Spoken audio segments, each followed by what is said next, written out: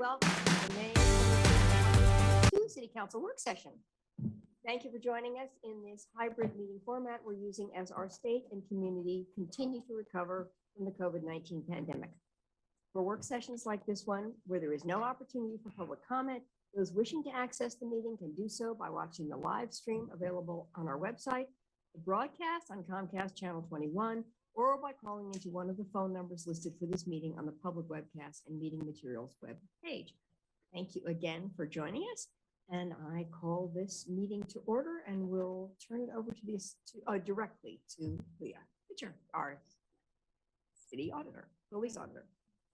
Thank you. Thank you for having me, everyone. It's nice to see you. It's nice to see you face to face. Very exciting. For those of you who we haven't spoken in a while, I'm Leah Pitcher. I'm the interim police auditor for the city. I've been in this position since last February when Mark retired to sunny Florida to enjoy his days. You all have requested a work session, sort of a grounding on the civilian oversight system in Eugene. Thank you.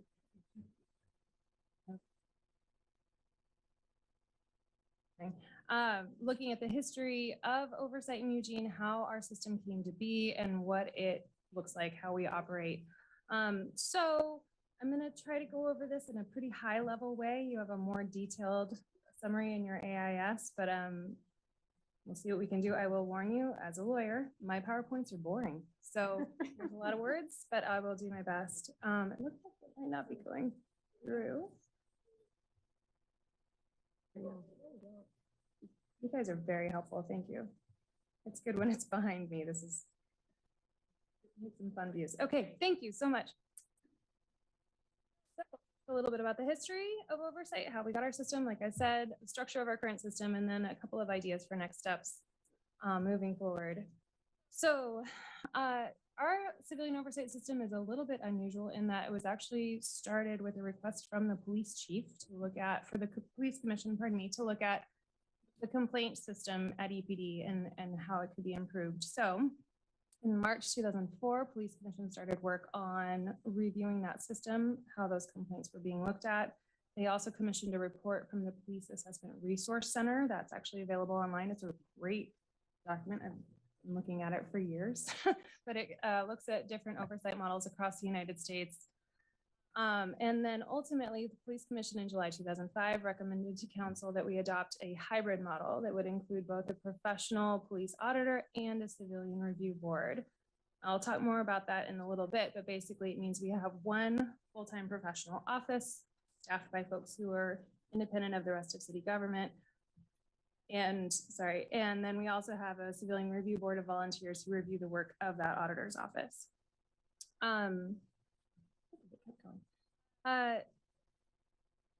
I'm so sorry, I'm having one. There we go. So that council referred the matter to the voters in a resolution in 2005. In November of 2005, that resolution overwhelmingly passed with over 75% of the vote, establishing or approving a charter amendment that would establish both the auditor's office and the CRB. That's section 15-A for those of you following along at home. And so our office was created in October 2006. We agreed to some protocols with the union in 2007. We'll talk a little bit more about those, but basically it was an agreement with the union and the city allowing us to participate in interviews as intended under the language of the charter. And then you all also established the Civilian Review Board in October of 2007. Pretty closely thereafter, there was another resolution sent to the voters amending some of that charter language just a little bit. It changed it from the city council is authorized to the city council shall hire an independent auditor and appoint a civilian review board. That passed in November of 2008. Also in November 2008, council created a police auditor ordinance review committee, got it all out, PAYORC, to review specifically 18 issues related to oversight and how it was working out or not at that point. And then PAYORC gave their recommendations to council in March 2009, and those were adopted through ordinance in August of 2009. And the system has largely remained the same since then. Mark started in June 2009, so it's been very stable for a long time. I started in November of 2010, so that's how we've been operating since I got here. So that's a quick overview of the history. Do you have any questions on that, or should I keep going? I should also say, feel free to jump in with questions anytime. I've talked about our system a lot, so I shouldn't go too off track. All right, so our oversight model in general, we have a hybrid system as sort of envisioned by that original recommendation from the Police Commission. It consists of the Auditor's Office and the Civilian Review Board. Auditor's Office is independent of all the rest of city government. I report directly to you fine folks, not to the city manager or to the police chief or anything like that. That is also fairly unusual in civilian oversight. We oversee investigations of all police employees. So we take complaints of anyone who works at EPD and ultimately reports to the chief. So that includes sworn and non-sworn employees. Monitor investigations, participate in interviews. We have access to a lot of information. I'll definitely talk more about that. We are permitted under ordinance to hire investigators if we think that we need to. And then the code does a really good job of protecting our independence, the independence of our findings. The funding for our office, because that's another way that civilian oversight has not worked out very well in other jurisdictions. And then our access both to physically the building of EPD and also the files and records and materials. CRB is a group of 7 volunteers appointed by you all. We'll talk more about the selection process, and then they review closed investigations of sworn officers. So it's a little bit limited in that they are looking at the folks with the gun and the badge. And they are watching to make sure that I've done my job and that internal affairs has done theirs as well. My job is to make sure internal affairs is doing their job. So it's a little tower of oversight. They evaluate I talked about that. And then, all their cases are reviewed in public meetings. And they have access to the entire investigative file. So they get all the video, all the recordings, all the interviews, all the communications. They get our emails. I sometimes feel very bad for the amount of homework the CRB has to do every month, but only sometimes. So just more about our process. So we are the intake point for all complaints, like I said, against EPD employees. That's internal to the city and external.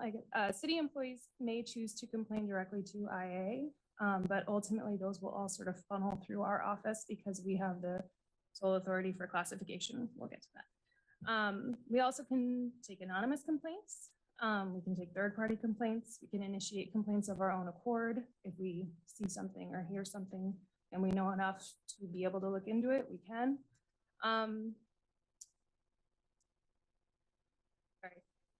I have like the longer version of this talk and then the shorter version. I'm trying to keep it on the shorter version.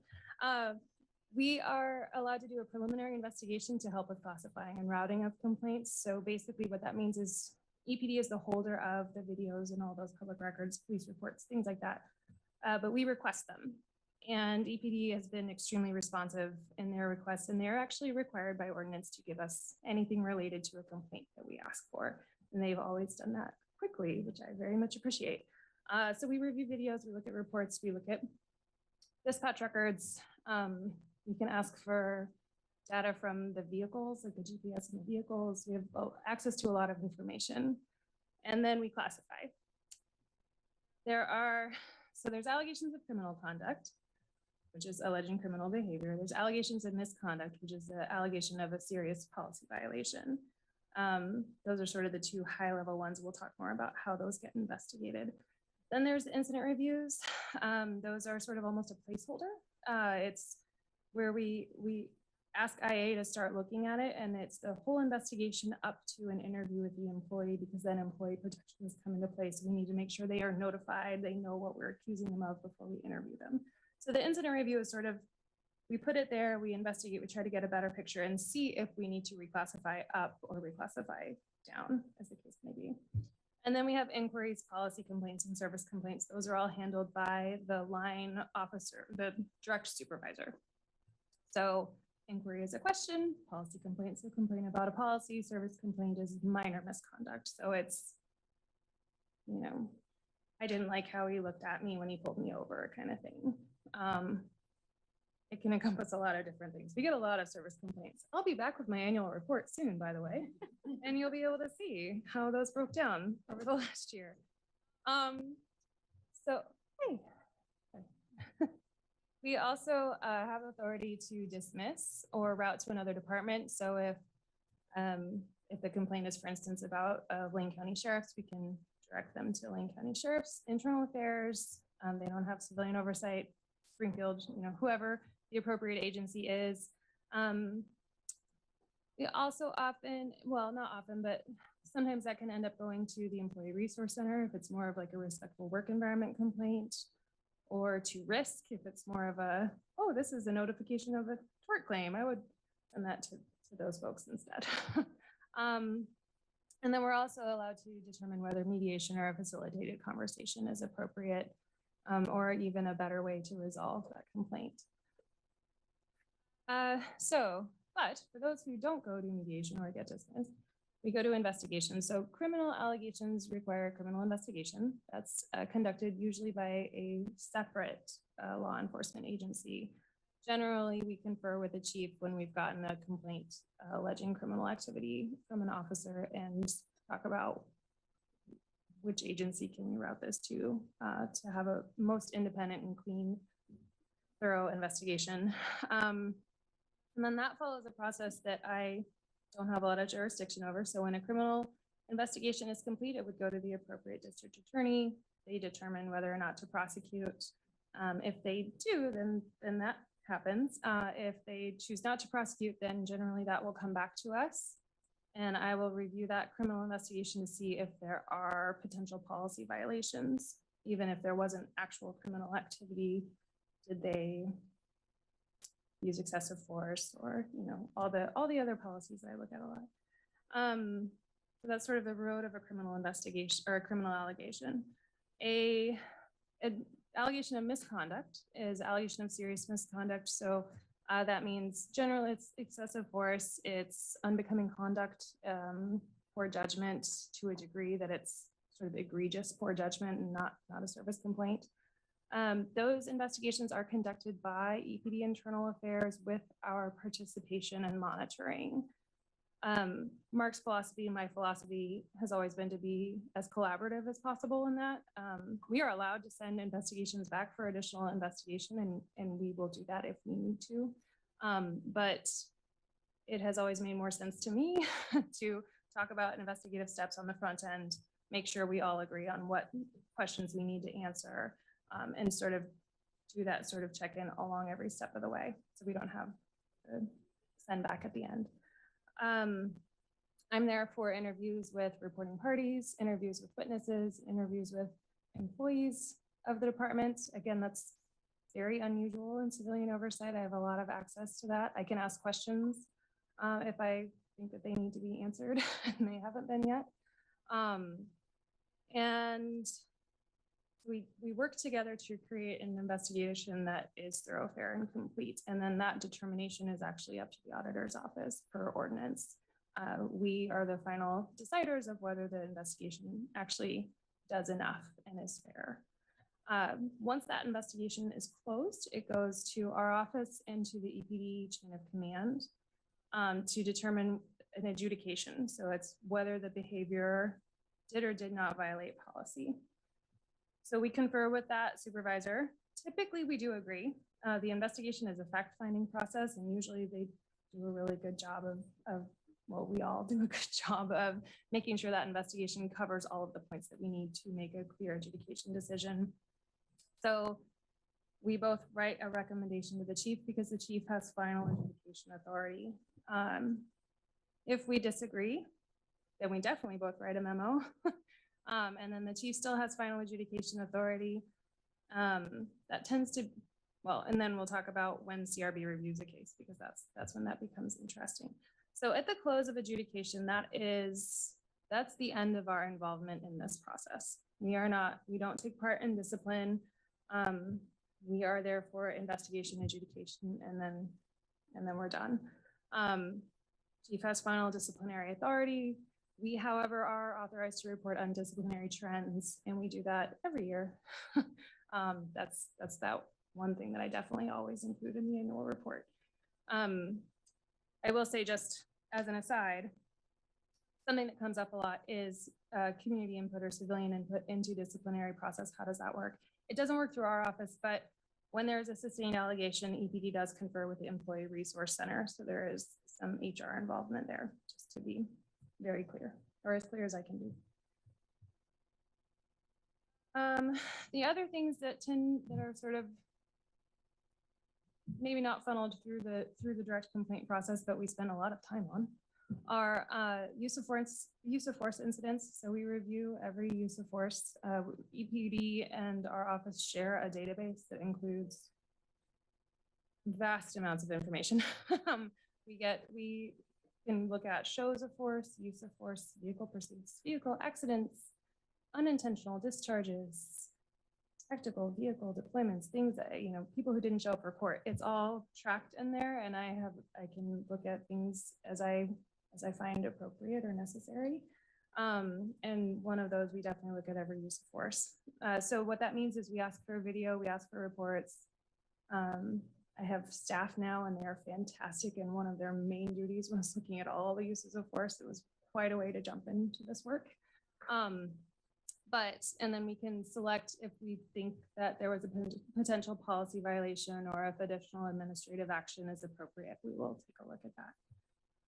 We also selectively review other matters, including like vehicle pursuits are a really big one.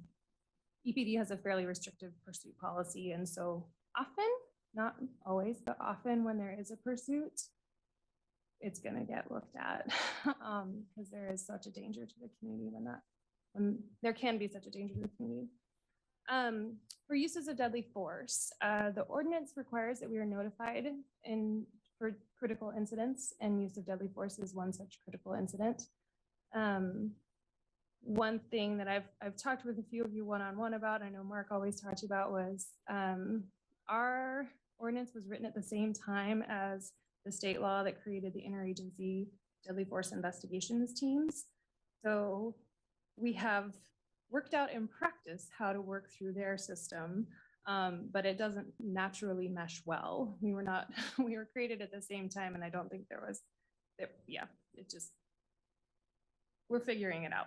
But that's one area for possible improvement. However, we are notified at a deadly force incident. Someone from our office will meet up with the internal affairs investigator. We do a walkthrough, but the scene is controlled by the interagency investigative team. But they do understand that we exist at this point, so they allow us to do a walkthrough when they've sort of been able to get it to a controlled point. So that team does their criminal investigation. They send it to the district attorney's office, and they determine whether that deadly force was justified or not. At that point, the IDFIT investigation goes back to EPD and our office, and we can review it. And again, sort of like with a criminal allegation, we can say, oh, there's this policy that we need to look at, or this may have been violated. And so we can initiate an investigation or an administrative process following that investigation. Sorry, that IDFIT investigation, I use that word a lot.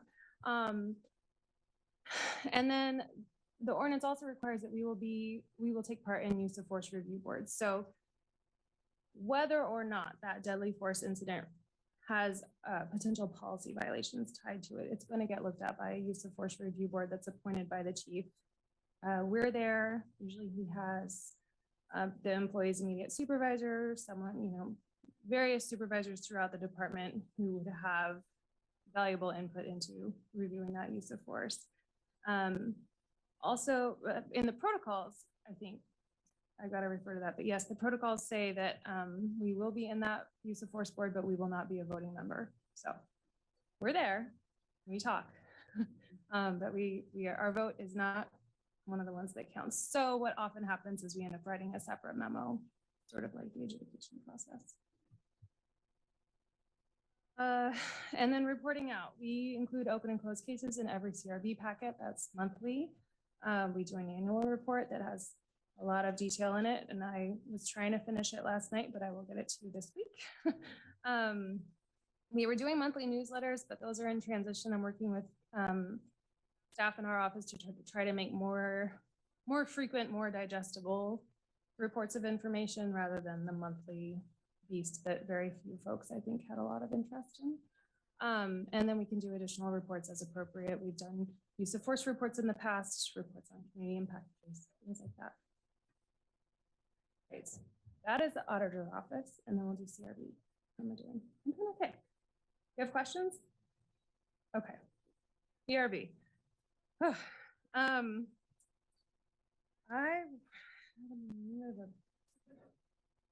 CRB is 7 volunteers.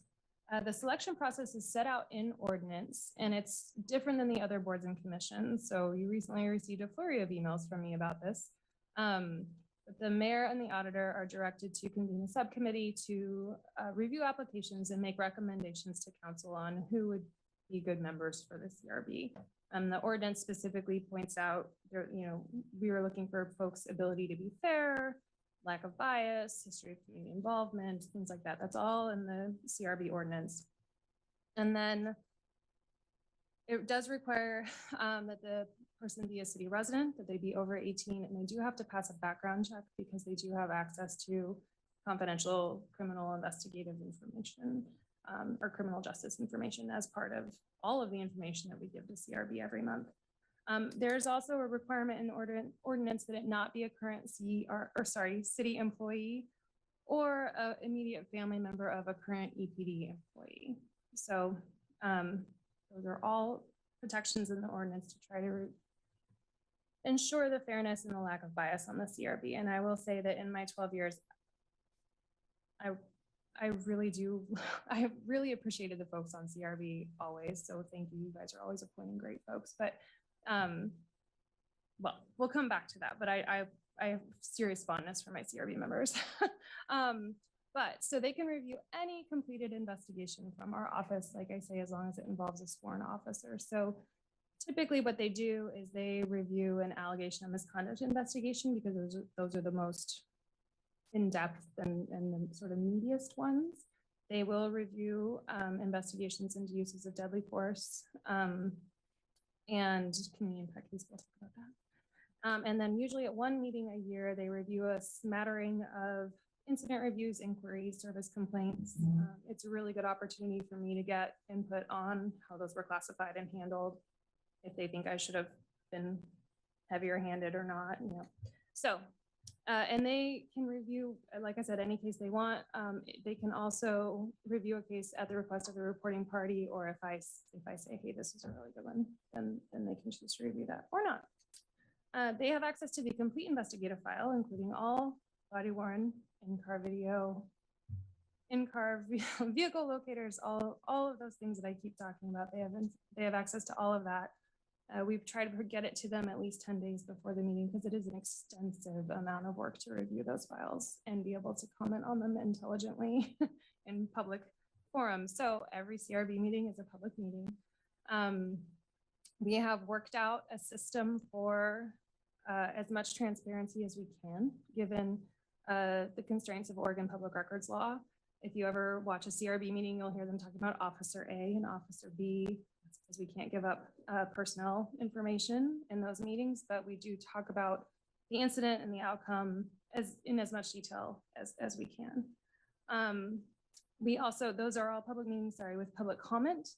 And then the protocols that were agreed to with our office in the union include one limit that comes up fairly often, so I'm bringing it up now. The public comment cannot be about the case that's being reviewed at that meeting. The intent there is that the CRB is meant to review the investigation. They are not meant to be a tribunal. So to that end, sort of the ordinance has, I'll call them limits on CRB power, but I don't know that that's necessarily the right word, but because they are not an investigative body and they do review things, they don't have subpoena power. They can't call witnesses because that's just not their role. Their role is to look at what we did with our ability to call witnesses and interview folks and see if we did everything that we should have. And then they also, because we are not involved in discipline, they are not involved in discipline, so they can't review specific disciplinary actions, but they can review trends as are reported to them.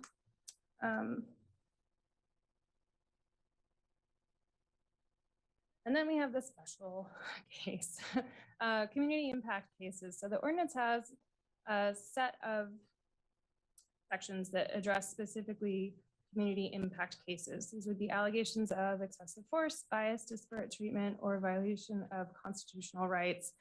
Basically, the auditor would recommend to the CRB that a certain complaint get designated as a community impact case, and then the CRB can agree or not whether to move forward with that designation.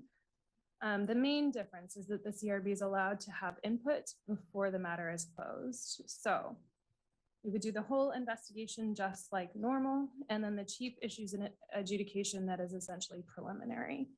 That file goes to the CRB. They're required to look at it within 14 days.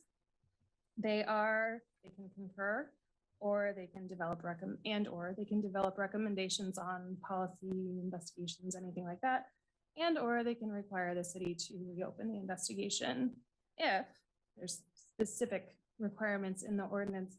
If the investigation was incomplete or inadequate, and additional investigative steps would clear that up, or if the adjudication is not supported by substantial evidence. So that's community impact case in a nutshell. In my experience, they are intense and complicated, but I will say that the community impact case that I've been a part of in my 12 years was the investigation into EPD's response into the May 2020 protests in the wake of George Floyd's murder, which I would be remiss if I did not know that that was 2 years ago today. And so I know that this is a hard day for a lot of folks for a lot of reasons, but I didn't want to let that slip without noting it. The overview of the structure. I welcome questions. As far as next steps, obviously our structure has remained largely unchanged since 2009. I think it's good to take a look at these things. We've had a lot of stability in our office, and in addition to making it a pretty great place to work, it's allowed our system to evolve and grow, I think, within that structure. And we have a whole lot of incredible strengths with our structure.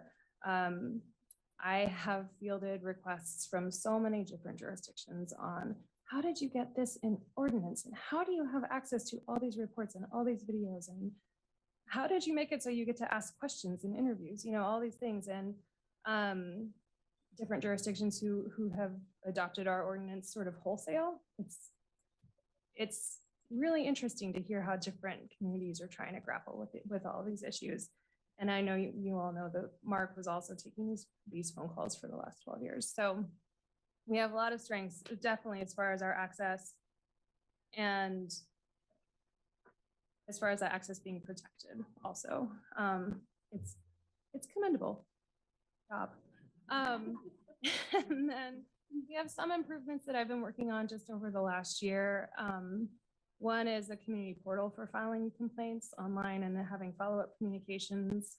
We're hoping to get that online this summer. We finally selected a vendor. I'm very excited about it, but it will allow folks to submit videos, submit photos, and be able to check on the status of their complaint without having to call us or come into the office or do things that can be daunting to some folks, especially if they're already a little nervous about having filed a complaint against the police anyway.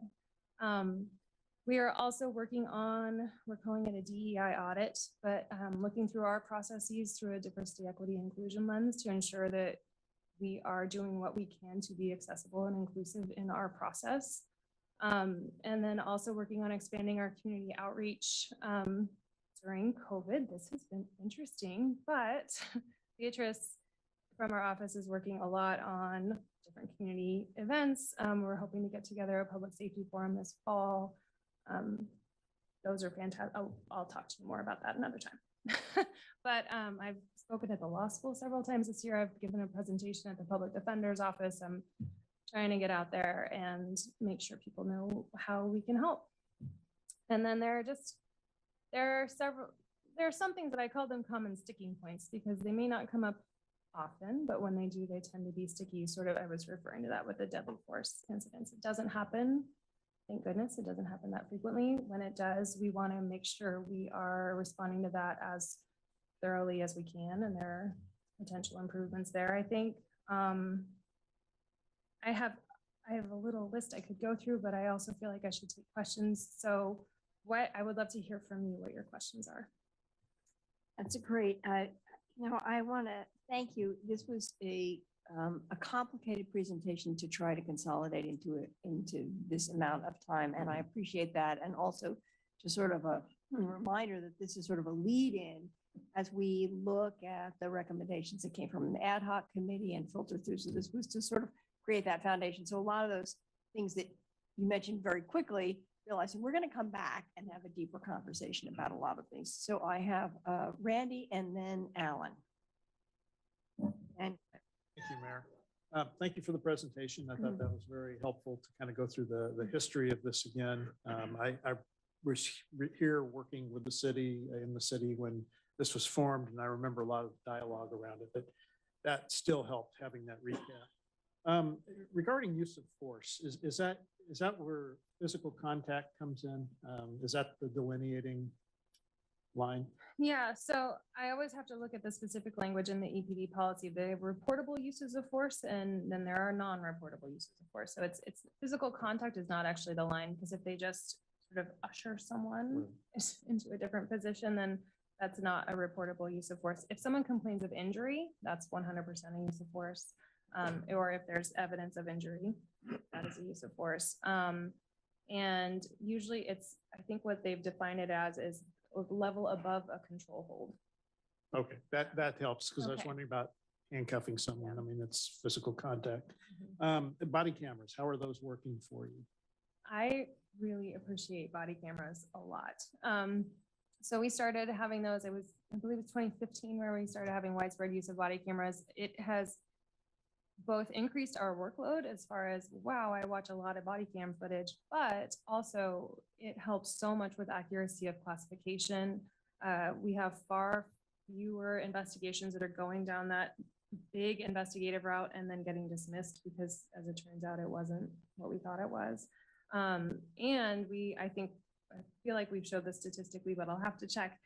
There was a slight increase in the dismissal at the front end because in that preliminary investigation, we were able to look at things with a slightly more objective perspective of the camera and figure out more about what went on and if it doesn't seem like there's a policy violation, we don't need to go forward with it. But at the same time, they show a limited perspective. And sometimes they fall off and sometimes they don't function, but body cameras have made our jobs a lot easier. Great. I'm glad to hear that. It seems like it probably encourages everyone to behave better. So I would imagine. that's a positive piece. Can a CRB member ask for a case to be considered a community impact case if the auditor does not present it as such? I would say the ordinance doesn't have a specific provision for that, but yes. Absolutely. Yes, absolutely. Okay. And then my last question is, what has been your biggest challenge with the system? And I'm not speaking about a specific case, I'm talking about the system. I think my biggest challenge in the system has been how to improve the investigative product that we provide in the event of a deadly force situation. It's been something that we've struggled with since I started. I mean, literally my first officer involved shooting was about a month after I started. And Mark and I struggled for years with how to improve what we can provide to the community, because our community expects a full narrative, right? We all want to know what happened, what led up to this, why. And that initial investigation is really just a criminal investigation. It's really looking at, was the actual use of deadly force justified? And that's just a really small part of the whole picture. So I think that's my biggest challenge. That would make sense. Low frequency, high risk events are always the most difficult to try to grapple with, both during the event and also reconstruction. And so hey, that's good news. Thank you very much. thank you. And thank you, Alan, and then Claire. Yeah, thank you, Mayor. I think it's worth pointing out that the ad hoc committee did not get a presentation like this. There were members of the CRB on here, but I'm not sure the full extent of the appreciation of all the things that they do, that the CRB and the police auditor do, as well as the history of where we came from. Certainly didn't come across it on the ad hoc committee. I particularly asked for this, in particular the history, because the history was a very hard fought and very difficult process. And it was on the front page of the paper all the time in the headlines of the news. And it was a very big effort from 2006 to 2008 to launch it and get it going, and all the negotiations. And then the PAORC, the police auditor ordinance review committee, where we came up with 18 things. All of that was part of that gyration that was going on. And Leah, I'm wondering if you were going to go into that in a little bit more detail. What were and maybe you can provide this to the council. What were the 18 things and that we ended up looking at, because and what was the changes to the ordinance that we made as a result of that? The reason I asked that is because there were a lot of ideas covered, both in the early days of development of the CRB and the police auditor's office, a ton of ideas considered, and then again in 2008-9 when we did the PAORC, and then we changed some things to make it better. I think that's really important, because in the end, as Leah said, we settled on a really good model that works well. And it's not perfect, but it works really well. And it works actually a lot better than almost all other cities that have police auditor functions. And it's award winning. In fact, it works so well. Other jurisdictions come here, and maybe Leah, you could talk to this. Other jurisdictions come here to find out how we did this, and they adopt our thing, as Leah said, because it really does work. And so maybe you could address those two things, and I have some other comments, Leah, the PAORC and the history and how well our model works and other jurisdictions looking at it. Thank you. I have the PAORC report here because I'm that person. But so and if you've got the 18 listed also, that, yeah. Oh, look at that specific 18. This is also just for, it's linked. It's the AIS that was done back. So the March 9, 2009 PAORC presents its final report to the City Council. That link within your AIS will take you to that whole, that she's going to be. So basically the 18 items, and I will try to, were in 6 general areas. So there was intake and classification. So one was exclusive authority to classify and route complaints, and then also to reclassify complaints. Maintaining strict name confidentiality wherever warranted or legally required. And then risk claims being forwarded to internal affairs and the police auditor for classification and processing as a complaint. That's also in the ordinance now. And then the definition for police employee, I apologize, shall include the police chief by adding, including the chief who answers to the city manager. So the resolution there is that complaints about the chief are handled in a different manner under ordinance. Those complaints go to the city manager, and that's all. It's a whole specific section of the ordinance just to deal with that type of problem. The next area was investigations. So that was investigations commencing upon classification or as soon as possible thereafter, and the EPD should not be investigating before we are classifying complaints.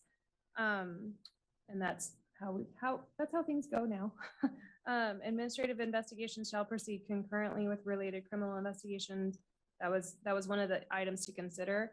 Currently, the way that's been resolved is we confer with the chief on whether administrative investigations and criminal investigations should be going on at the same time or not. For the most part, we allow the criminal investigation to proceed, followed by the administrative investigation, because there are different protections for employees in a criminal investigation than there are, and then there are in an administrative investigation. So Actually went into this the other night with Citizens Police Academy, and I think I really confused some folks. Maybe this is my chance to clear it up. But as you all have probably seen, you know, your Miranda rights, right? If you are in a criminal investigation, you don't have to incriminate yourself. So you don't have to answer all the questions. If you are a police employee, there's something they call reverse Miranda, but it's Garrity. It's a different case law that requires you to answer the questions. And then the investigator will not turn over those answers to a criminal investigator. So we find it in general better to allow that criminal investigation to occur with your right to not self-incriminate, followed by the one where you're compelled to give a statement. Sorry, went off on that. I apologize, Alan. And then 11 was the police auditor's budget shall be sufficient to accomplish duties and responsibilities of the office, including contracting for external investigations. So there's a really strong provision in the ordinance that requires that we are allocated that funding from the general fund sufficient to do our job. Complaint monitoring was upon opening the case file and any time thereafter, police auditor shall have complete, unrestricted, and direct access to all records, evidence, documents, and material. We have that. The auditor shall have complete, unrestricted, and direct access to the EPD offices. We have that also, which I am grateful for. Thank you for both of those. And then 9, the police auditor shall review random selections of service complaints. We review every service complaint. We get a closing memo and we look at it to ensure that it was actually handled to our expectations before we close it. So, complaint adjudications would be authority for the auditor to determine final adjudication. We don't have that. That's the chief. We make recommendations. And then authority for the auditor to recommend discipline. So this has definitely been an issue that we've talked about a lot over time, and we do not recommend discipline at this time. Opportunities for appeal. An opportunity to appeal the police chief's adjudication to the city manager. That is not in ordinance. That did not make it through. Currently, our practice is if the CRB reviews a case where there's a disagreement between our office and the chief, they sometimes will write a note to the chief or to the city manager or someone, but right now the chief has volunteered to come to those meetings when he knows we're reviewing one that we disagreed on, so we can have a conversation at a public meeting where all the best conversations happen. And then other considerations, I'm going to not list those out loud because I know you all have other questions, sorry, but we will make sure you have access to this document. Thanks. That's great. Thank you. So the reason I asked for that is because it was a very big deal to go through all of that through 2006 through 2009. And the PAYARC's work was very thoughtful and very thorough. And one of the takeaways I got from that is even though some of these things were small, they were big deals when we tried to change them, because they either take union negotiations or ordinance change or even a charter change. So before we go off thinking about doing any of those things, it's good to learn about the history that all of those things are hard fought. We've gone through a lot of these issues, and then we need to be very thoughtful about that. Even small changes are difficult to do. It doesn't mean we don't look at it, doesn't mean we don't do it, but we still need to be cognizant of the process that's been occurred before us and how we would go forward and what we would likely expect. And I think my time is over, Mayor. I need a second round though.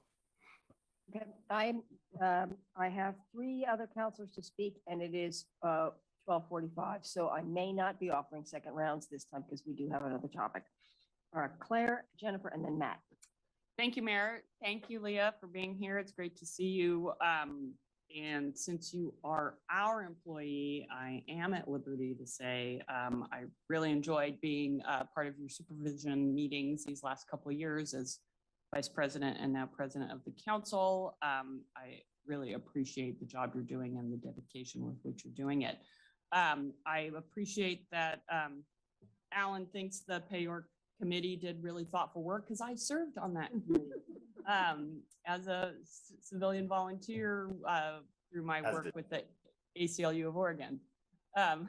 and it was very serious work. And as Alan pointed out, you know, what might seem like minor administrative changes have huge implications. And I'm glad that you emphasize, or we're given the opportunity to emphasize how much access our police auditor has to the investigatory files, to be able to interview officers, because before our model started being taken on by other jurisdictions, that was not the case. So we really are out ahead, and I'm really proud of our civilian oversight system and how it's matured in its role over the years. I did have some questions related to the ad hoc committee, but I will wait on those in the interest of time, or I might send them to you in an email. But it does seem to me some of that conversation was about changing the role of the CRB. And so I did have a question for the city attorney. Looking through the timeline, it looks like the role of the CRB was created by council through an ordinance, or was it part of the what went out to the ballot? It's in the charter as well. There is one section on the police auditor, and then there's a separate section within the charter on the CRB and outlining what the CRB's role is in the charter. And then there's just a lot more detail, obviously, given. Gotcha. Yeah. But in terms of just the articulation of their role, if we wanted to change that, that would have to go out to the voters because it would be a charter amendment. Thank you. Good clarification. Jennifer and then Matt. Thank you. So thanks for coming here today. I do miss the meetings where I get to talk, and I know I can set one up. And I will do that. I miss talking to you. They're always very informative. Thank you so much for this presentation and all the history. I think it is important that we look back and see where we have been. And I forgot that Claire was on that committee, so good job. I appreciate you being there.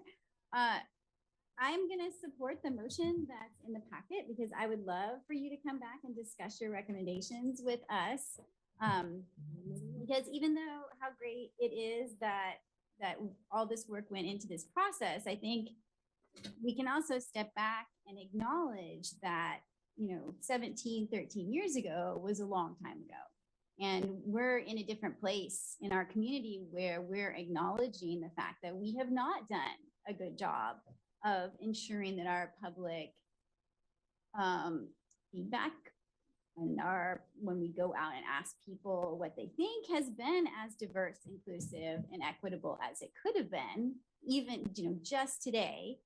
So I know in 17 and 13 years ago that we were not doing as well as we could have been.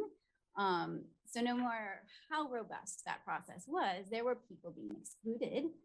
So I really appreciate that you have been so thoughtful and are going to be bringing us some recommendations. And when you come back, I hope you will also include in how we can involve the community in deciding whether we want to go forward with those recommendations. Beyond that, I think the ad hoc committee did an excellent job, but involving more people in that conversation and how we can do that. Which is one of the recommendations that, they had 13 recommendations around civilian oversight, but only 3 of them were unanimous. And that was one of them, was to involve the community in this. And so I think that'd be important. Thank you. Thank you. Matt. Mayor, yeah, thank you so much for joining us in the 3-dimensional space. It's good to see you. You too. And like Councilor Surratt pointed out, I have thoroughly enjoyed our one-on-one conversations as part of our oversight. So thank you for those informative conversations. You touched on earlier, you touched on reservations and hesitation that community members may have in regards to reporting an apparent policy violation or incident report. How is your office addressing or tackling such issues of hesitation of reporting either out of fear or repercussions? For example, and I've talked about this one-on-one, there's a community member in Ward 2, a small business owner who brought to my attention multiple potential irregularities that might fall under the policy violation bucket, but they were most concerned that advancing such a complaint would result, and I believe this is unfounded or unwarranted, nevertheless, it's a concern, that their complaint would result in law enforcement ignoring them for a future call. Again, I think it's unwarranted, but that's the real fear. Yeah. How has your office addressed that fear that may ripple through the community in regards to reporting properly? The first thing we would take any kind of retaliatory action extremely seriously, whether it would be a denial of services later on or an actual act of retaliation, like you complain against me, I don't know, something. So I will say, luckily, fortunately, we have not had many of those complaints come our way, that sort of secondary complaint come our way. We encourage folks when we talk to them at intake that if they do experience or fear or perceive that they are experiencing some level of retaliation, to contact us with any of those concerns so that we can look into it and practice to ensure that that's not happening. EPD does have a strong policy against retaliation for complaints as well. So obviously that would result in an additional investigation from IA, which nobody wants. In general, folks don't want, I should say. And then the other thing that I tell folks often is, we receive 350 to 400 complaints a year, and we only have around 160 to 180 sworn officers. So every officer at EPD has come to understand, or at least in my experience seems to understand, that they are likely to be subject to a complaint at some point. They're not special or unique in getting complained about, and they shouldn't react in any kind of negative way, because we all have faith that the system is fair and they are going to get a fair shake just as much as that reporting party is. So that's one of those things that when you talk about me combating it, it's really combating it through conversations and relationships and experience and a track record that we haven't had those issues. And if they were ever to come up, I would treat them extremely seriously. The other piece is I'm excited that you are longing to get back into the community and amplify the civilian review process and what your office does. It makes me saddened that I didn't think about it ahead of time, as the Amazon neighbors just had a community picnic at Amazon Park on Sunday. Yes. But I know Sheena's having conversations about a potential picnic later this summer. Southeast neighbors are looking at a picnic around Labor Day. I would be thrilled if you could join our neighborhood associations as part of that forward-facing, informative public engagement. Yes, absolutely. It's been a little while since I got to give a neighborhood association talk, so I would love to. And I know Beatrice has been trying to get all of those on my calendar, so yeah, I'm definitely looking forward to that. Thank you. Right, thank you. I think in the interest of time, I'm going to ask the council president to put a motion on the table. Move to direct the police auditor to return to council for a follow-up work session to discuss her recommendations for potential improvements to the current civilian oversight system, including, if appropriate, potential code amendments. Second. Any discussion, questions? All in favor, please raise your hands. 1, 2, 3, 4, 5, 6, 7. Thank you. That passes. Thank you very much. We are obviously eager to hear more. There's a lot for you to share, and we'll move on with the next discussion about this. So thank you so much for joining us. Thank you for having me. Sorry, Sarah.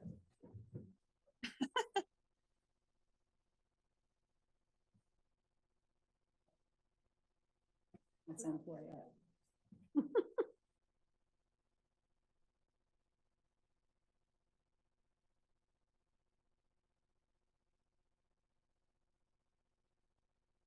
So now we're going to move on to the second item of business, and we have the city manager to present that discussion about LCC.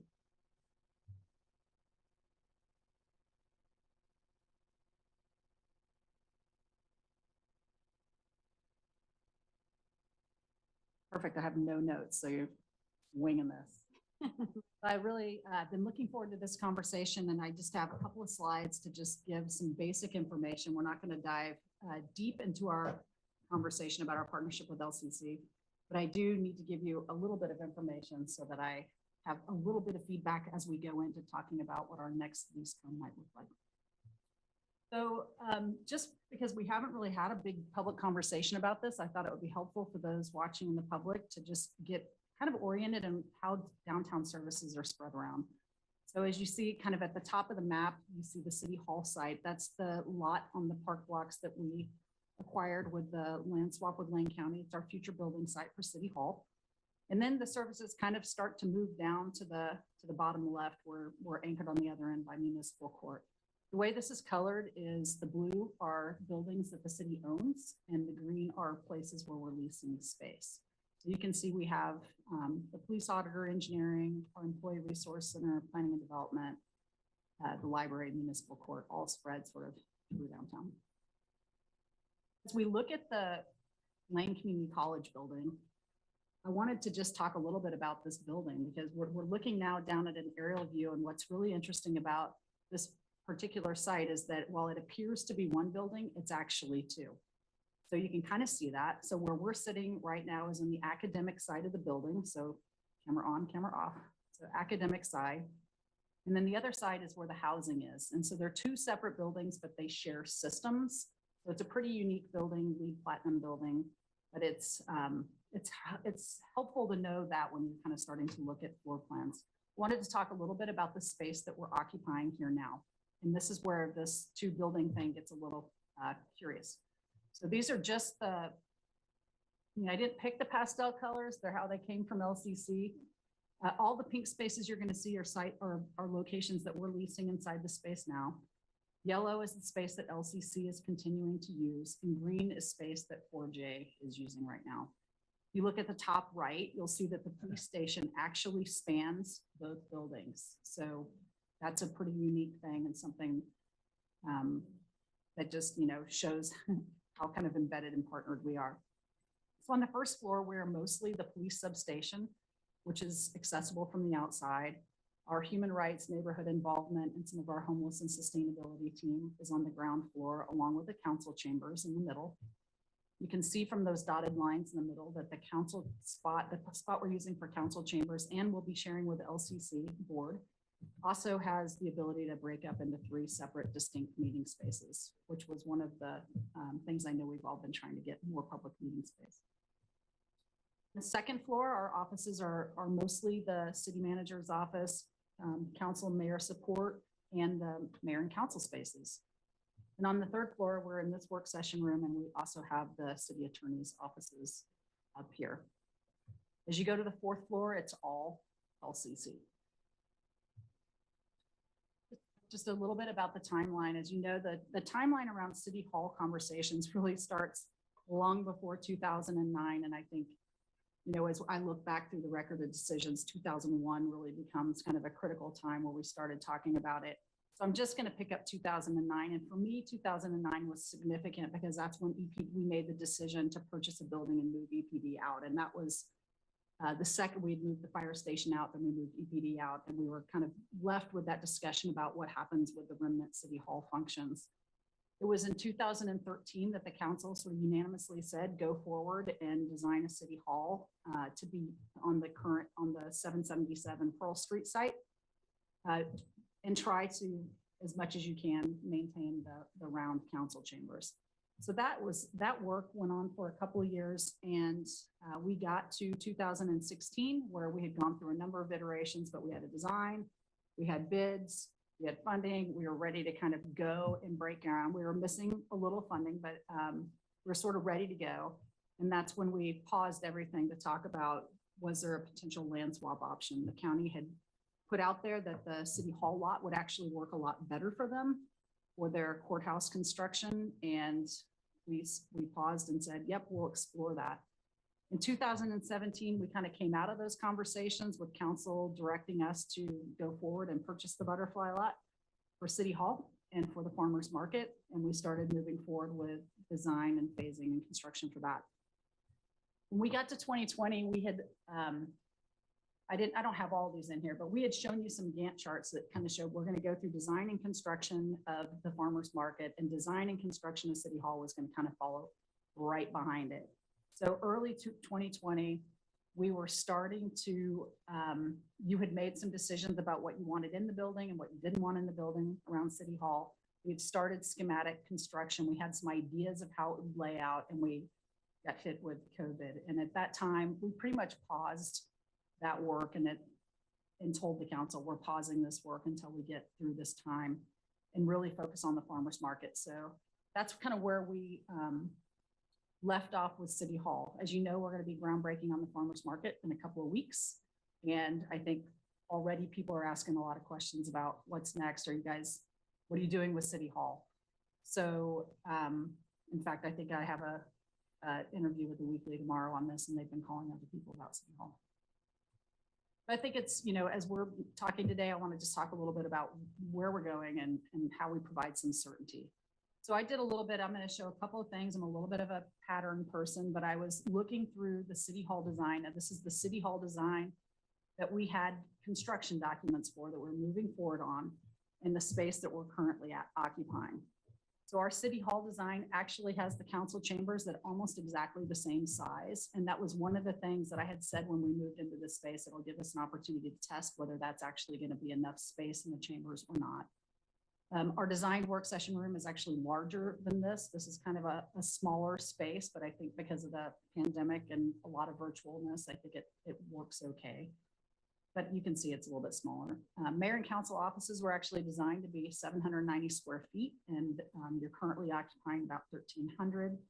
Our HR&I space was going to be about 1,200, and they're now occupying about 1,750. Overall space was about 31,000, and overall space in this building, if LCC keeps the 4th floor, is about 34,000. So there's a lot of similarities around how does this work, and as you think about your City Hall design.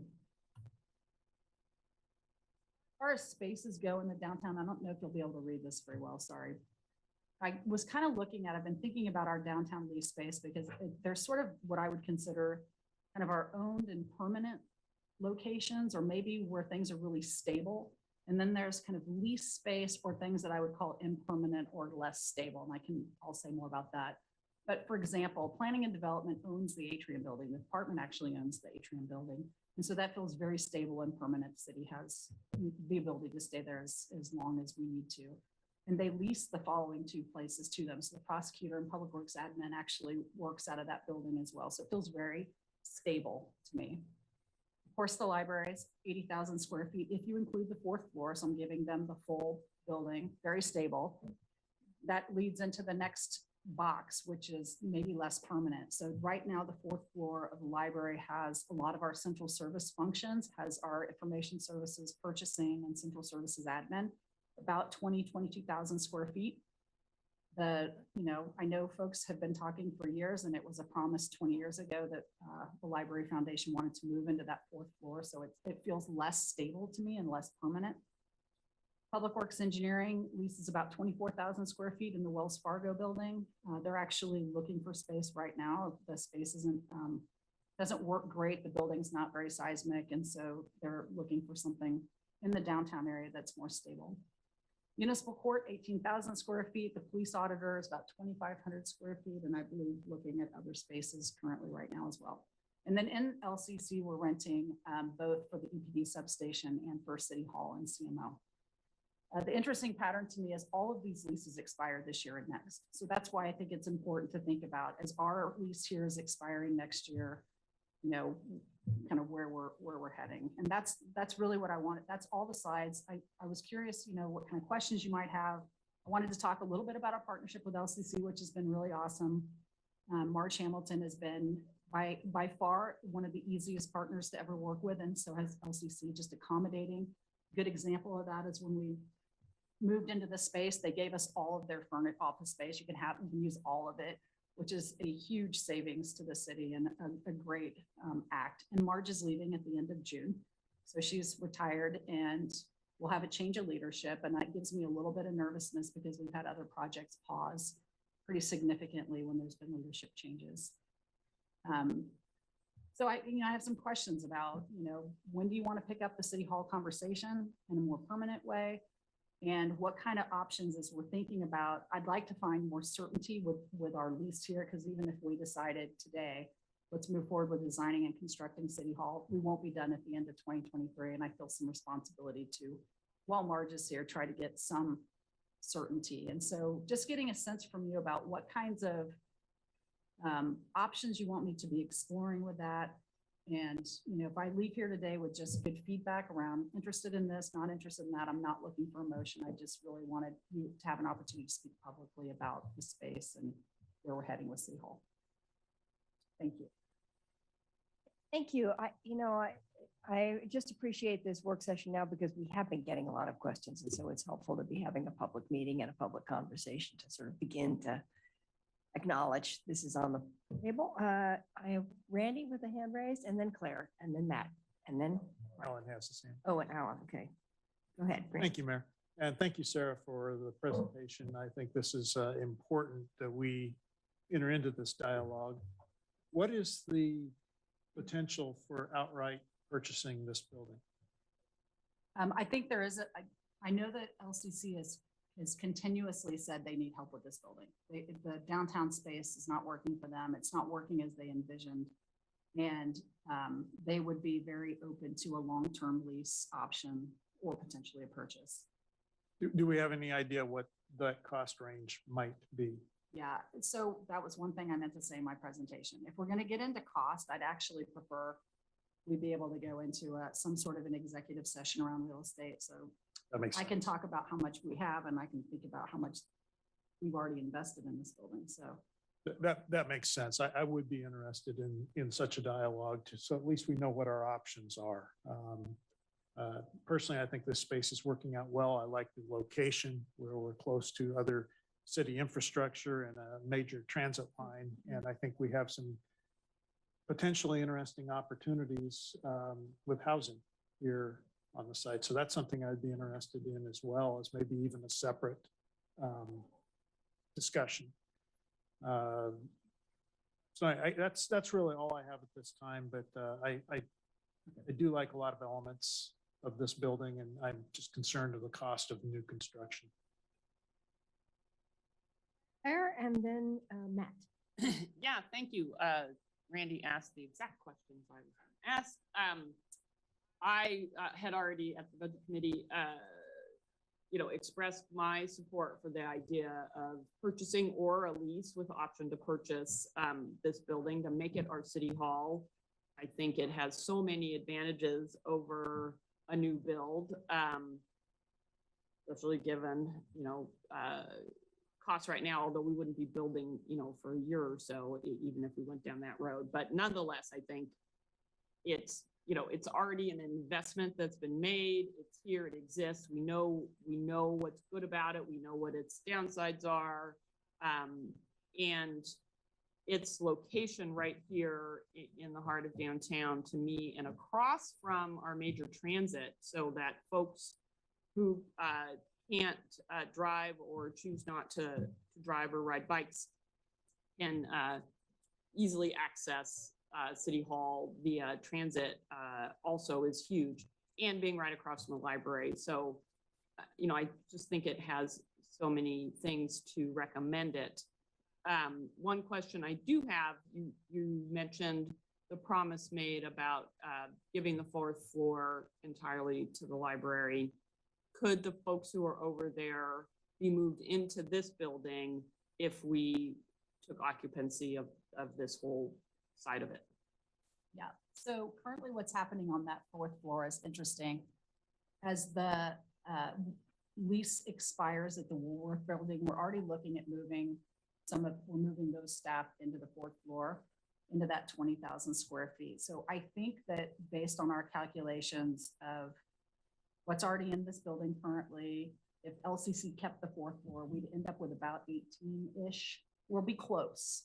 So what's happening right now is as we've been working with LCC, we're having staff look to see like what could or couldn't be converted and make that work or not work. But I think there's some creative solutions. There's a lot of space in this building that could operate as meeting space, whereas the library has a lot of meeting space that could be used for other space. So I think we need to think creatively about how that could work, but it's a possibility.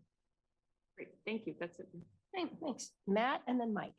Great, thanks, Mayor. And thank you, Manager, for the update. And I wish that Councilor Evans was with us today because he's so enthusiastic about this and has been for such a long time. He even mentioned it during your State of the City presentation. And I've heard nothing but excitement within my network and within the community I represent, as we're in a LEED certified, platinum LEED certified building. We would save money on construction. We're right in the heart of downtown, kitty corner from our lane transit partners, obviously across from the library and the atrium, and just a stone's throw from Muni. And LCC, flashing back to my time as a board member, I recall a work session we held, or a subcommittee session, excuse me, we held here at the downtown Mary Spildy Center to talk about housing, because it's not necessarily in the college's wheelhouse or mission. And moreover, they contract out. And I think that there'd be a real great opportunity for the city to lean in and walk the walk in regards to housing, since there are already units right there. And there's no dearth of student housing available in our community. And yet here we would have an opportunity to fly up the flagpole that we got housing, affordable housing right here in our own backyard. I would enthusiastically welcome a larger conversation about this. And then at the end of the day, though, whether it's a continued lease, whether we start the conversation about owning the building outright, I do think it is important to have an educational footprint at all times out of this building to honor and recognize where we came from. It is named the Mary Spildy Center for a reason. Dr. Spildy has given back to the community in such a tremendous way. And it was an honor to support the naming of this building in her honor. And so whether it's the pre-K or whether it's adult learning, or I know there's ESL classes here. I even took a class here to get my OLCC server's license so I could serve adult beverages at picnics, so it's important to me that we keep the educational footprint attached somehow, some way. But I'm excited about the future of City Hall being right here at the Mary Spildy Center for long term. Alan? Thank you, Mayor. Manager, are you saying we can't talk about numbers in any way, or is that just relative to purchase? Can you tell me, for example, what we pay for lease for all of the LCC space entirely? Yeah, I can pull that number up. Yeah, what I didn't want to get into is what I think the value of this building is. Okay. Right, for a purchase. Okay.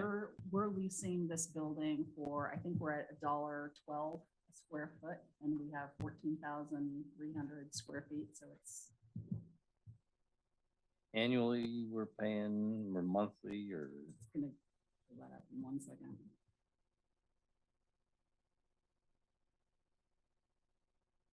That email I sent you. Yeah, I'm gonna pull it up.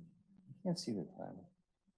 It's less than 200. It's probably around 145, 150, I think.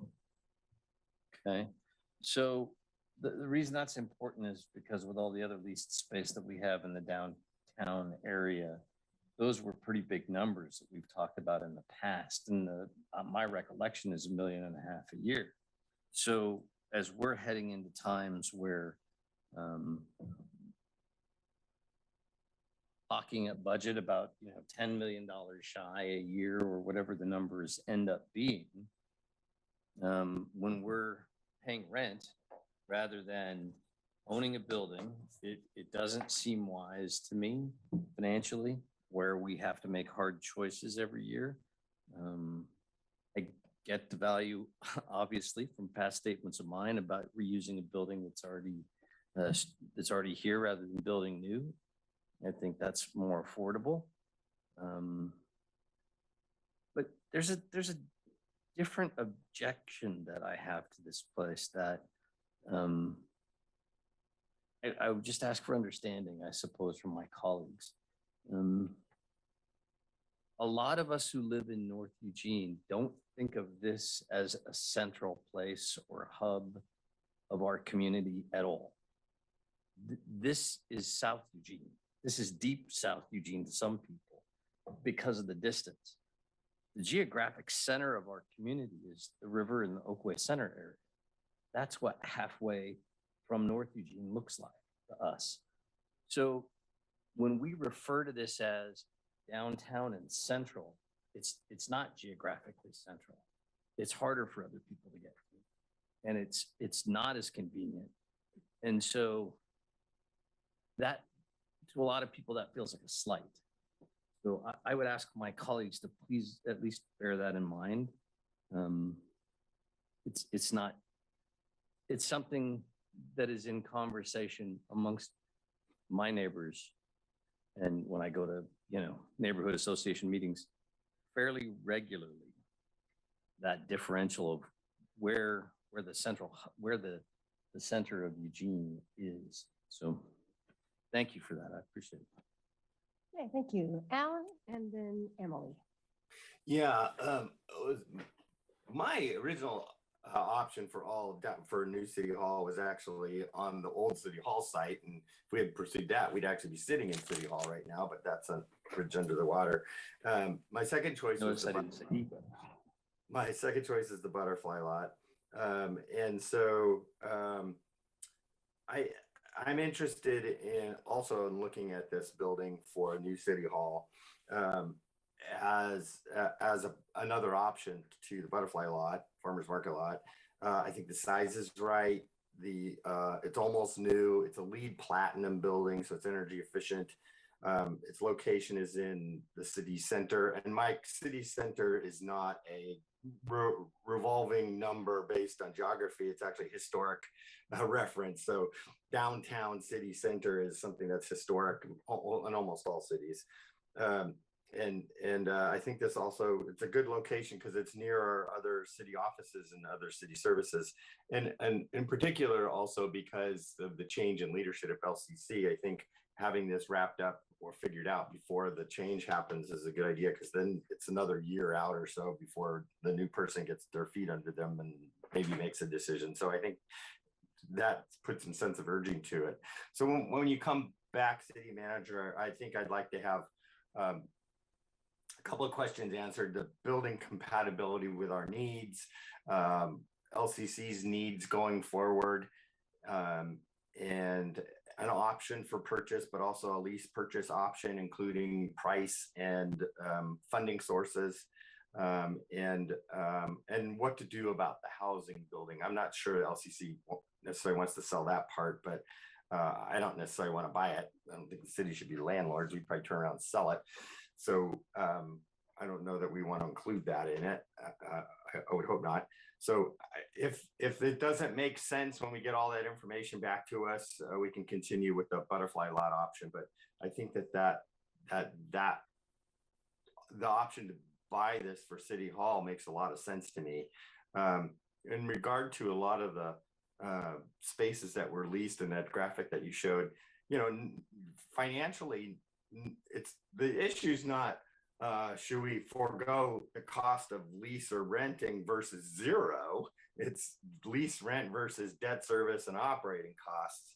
So and so we have to take the whole picture into consideration. It's not like if we leave a lease, we don't have any more costs. We certainly do. In some cases, leases are actually probably more cost effective than either buying or building. So when we look at different spaces, we need to keep that in consideration. A lot of people think that that's just a slam dunk easy thing. So when you come back, I think that those are the questions that I had for you to bring back, City Manager. Thank you. Thank you, Emily, and then Jennifer. Thank you, Mayor. Thank you, City Manager, for this work session. I'm really sad that this didn't work out for LCC. I think part of it is COVID. I always liked having part of the college downtown. I think out 30th is a pretty far distance to go. I'm glad the bus goes there, but that's how it is. The location, fantastic for me. I live very, very close, but I also liked walking just a little bit longer through downtown and the park blocks to the county building. So really can't beat the location except for Ward 5. I'm wondering how the distance from Bethel to downtown is, and if they have the same feeling, and then, how does that match in? I do think that historically downtown is the center. That's how most cities have worked out. We have shuttles. I don't know.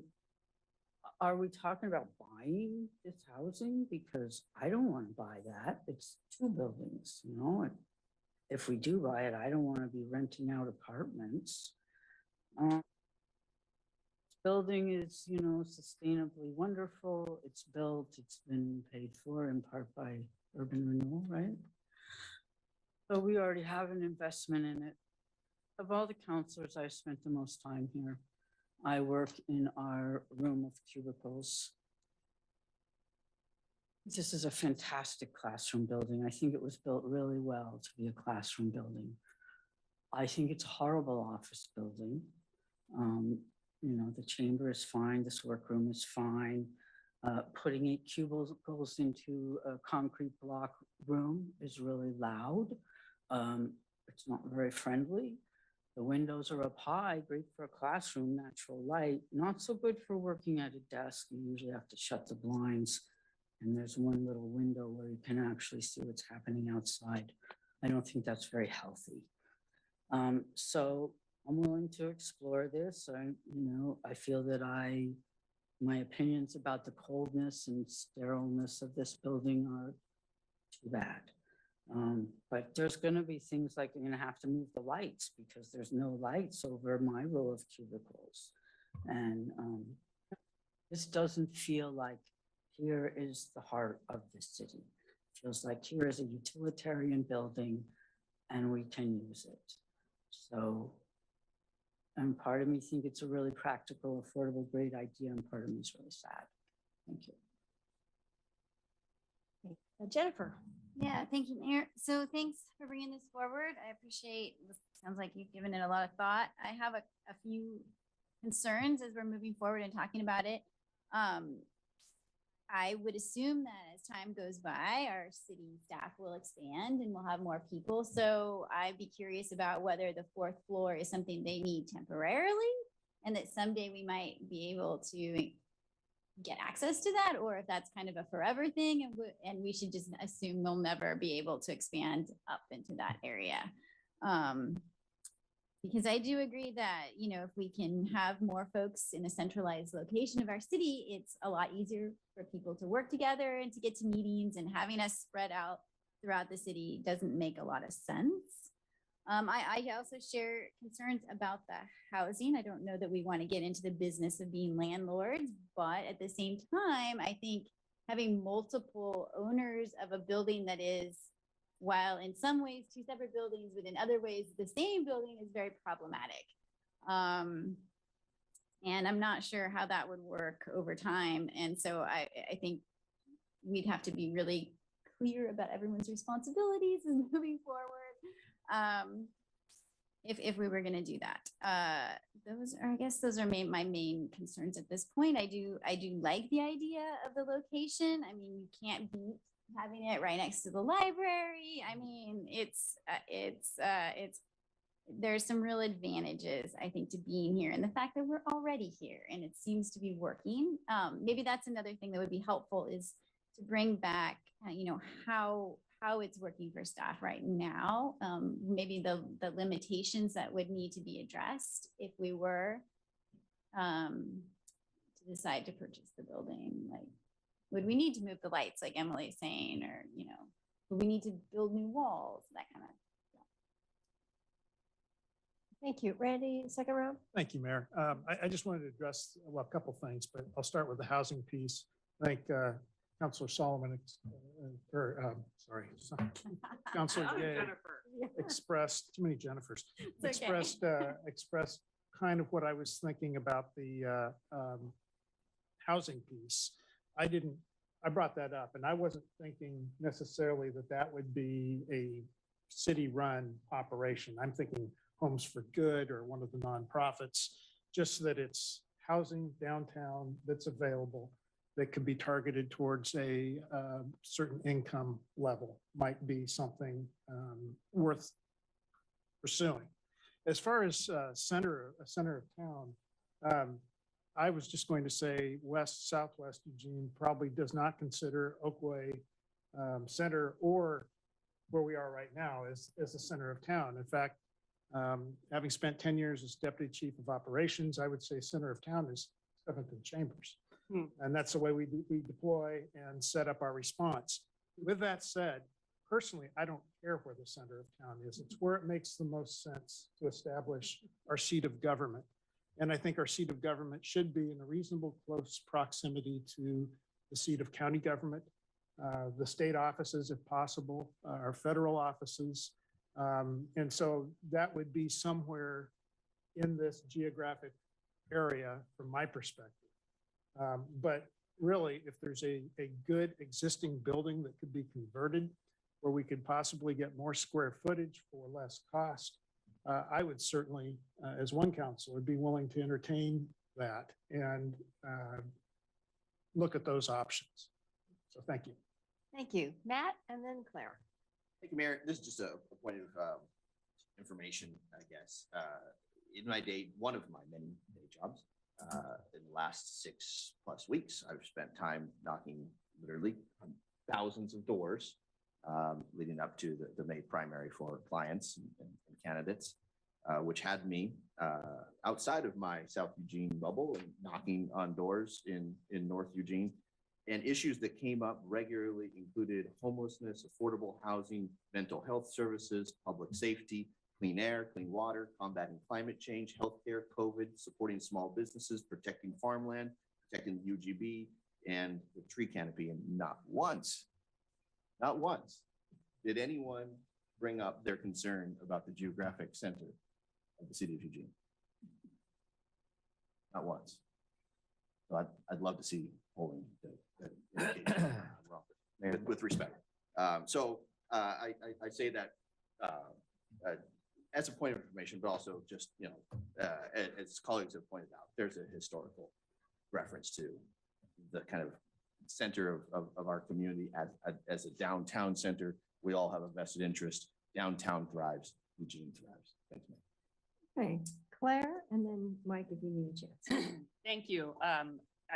Someone at Public Forum referred to Councilor Taylor. So it must be going around. Referencing former city councilors. So I agree with some of Emily's critiques about the spaces within the building. I think the mayor's office is very nice, palatial. I do like our council chambers. But other parts, some of it's the aesthetic of how they chose to design of it being kind of utilitarian, but the cubicle space is challenging. It's cold and there are other issues in there. So if we did take a more permanent lease here or purchase, we would want to look at some changes in there to make it a more welcoming space, I think. And to this issue that Mike's brought up, it was actually Eugene Skinner and the founders of the town who laid out this area where our, one of the former city halls were as the seat of local government and developed it as a downtown. The fact that our geography then spread north and west in terms of housing development, doesn't change that. And it's challenging to see how we can remedy the feelings people have or the perceptions they have in those other parts of town that the heart of Eugene should be considered somewhere else. Downtown doesn't mean centrally located. It has another meaning and purpose. So I appreciate the advocacy that you have around that, but I find it challenging to figure out how we find a remedy for it. Thank you, Mike. I want to say thank you to Claire for her ability to disagree with my point and have a response to it that doesn't come off as smug or in ways that are offensive to some of my neighbors. And I want to praise you for the way you spoke to that. Thank you. Thank you all. I'm just going to, as we close up, just make a couple of comments, which is, I do think one of given how long this City Hall conversation has gone on, I would love to see us move forward on something in which we've actually already made significant progress in terms of this building, our investment in this building, our refurbishing it in a at least in a transitional way to serve our needs, rather than go back to square one and start all over again with the city hall conversation. And I think my perception is that the library, the bus station, the atrium building is where many people in our community seek services. It's a destination for many people. It makes a lot of sense for the city hall to be here. So I'm very enthusiastic about pursuing this, and it looks like the manager has something else to say. I'm not trying to have the last word. I just wanted to say that in response, one, I got everything I needed today to be able to come back. I think in response to what you just said and to what Councilor Zelenka said, there is an option already on the table, the city hall site at the Butterfly Lot. We've already invested significant amounts in the design. You've already made decisions about what seismic you wanted us to do, whether you wanted us to add certain things. So we wouldn't be starting all over. But I do think coming back with sort of a comparison of what I'm hearing is the majority is wanting to see this as a potential option to that. And we can come back with all of the things that you asked for. The housing one has come up a couple of times in conversations. I think that is an interesting thing to think about. You know, if we have control of the space, but we're not actually utilizing the space, it could be benefit in some ways. Okay, thank you. If there are no other comments, thank you all, and we are adjourned. Have a good afternoon.